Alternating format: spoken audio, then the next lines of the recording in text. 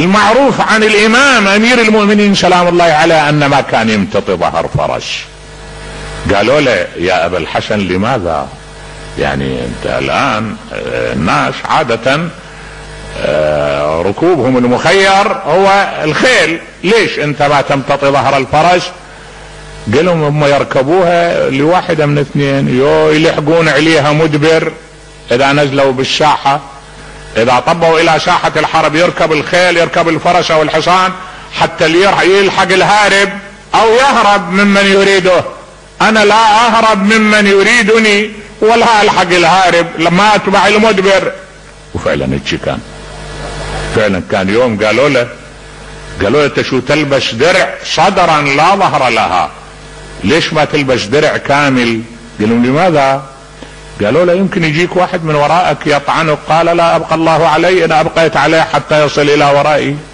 شو وصل لهناك؟ وفعلا هذا اللي كان هكذا، هو فعلا هذا اللي كان.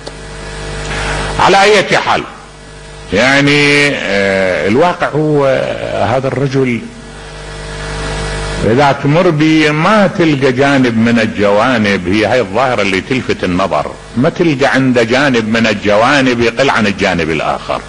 انت لما الان تمر، يعني الان لما تمر بعظماء الدنيا عظماء التاريخ، تلقى واحد تميز بالكرم لكن ما عنده شجاعة، واحد تميز بالشجاعة لكن ما عنده كرم، واحد تميز بالاثنين لكن ما عنده عقل ونضوج، واحد تميز بالثلاثة لكن ما عنده مجد.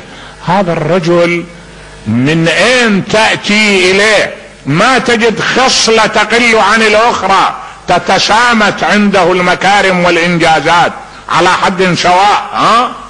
يعني لا تكاد تبحث عن وسيلة من وسائل المجد او العنفوان او البطولة الا وتجدها الى جانب الثانية على حد سواء.